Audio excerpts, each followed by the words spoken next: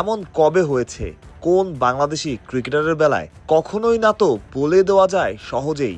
পাকিস্তানের মতো দেশ, পেস যে দেশটার মূল শক্তি, মূল পরিচয়, ওয়াসিম ওয়াকার থেকে শোয়েব আক্তার কিংবা হালের হারিস রৌফ উঠে এসেছেন যে মূল্যক থেকে, সেই পাকিস্তানের টিভি, সোশ্যাল মিডিয়া আর কমেন্ট্রি বক্সে একজন বাংলাদেশি পেসারের প্রশংসা। আরও নির্দিষ্ট করে বললে তার গতিতে মুগ্ধ সবাই। পিএসএল ফাইনালে নাহিদের সবচাইতে গতিময় ডেলিভারিটা ছিল 147.4 কিলোমিটার প্রতি ঘন্টা, স্লোয়ার ডেলিভারিটা 120 আর গড় ছিল 141.2 কিলোমিটার প্রতি ঘন্টা। অর্থাৎ গড়ে 140 কিলোমিটার প্রতি ঘন্টারও বেশিতে বোলিং করেছেন নাহিদ। আর তাতেই 4 ওভারে 22 রান দিয়ে 2 উইকেট। নাহিদের বলেই আবার golden duck Glenn Maxwell. Wasim আকরাম পঞ্চমুখ নাহিদের প্রশংসায়। কমেন্ট্রি বক্সে নাহিদের গতি ছিল আলোচনায়, যেমনটা বলেছেন ওয়াসিম।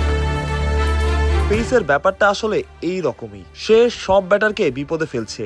145 থেকে 150 কিলোমিটার প্রতি ঘন্টা গতি। যেভাবে সে বল করছে দারুণ লেগেছে। সহজ অ্যাকশন, তেমন জটিলতা নেই, সামনে উজ্জ্বল ভবিষ্যৎ। যেমনটা ওয়াসিম আকরাম বলছিলেন, পেসের ব্যাপারটাই আসলে এমন। আর যখন একজন পেসার উইকেট পাবেন, ব্যাটারকে চ্যালেঞ্জ জানাবেন, তখন সেটা দেখতেও ভালো লাগে। ঠিক যেমন নাহিদ রানার বোলিং। এক ম্যাচের জন্যই নাহিদকে উড়িয়ে নিয়ে গিয়েছিল পেশোয়ার জালমি, শুধুমাত্র এই ফাইনালটার জন্য। বলা যায় তাদের পয়সা উসুল করে দিয়েছেন নাহিদ। প্রথম ওভারে 13 দেওয়ার পর পরের 3 ওভারে মাত্র 9 রান, সাথে 2 উইকেট। আসলেই পেস তো পেসই। মাহরুজ প্রত্যয়, বিডি ক্রিক টাইম।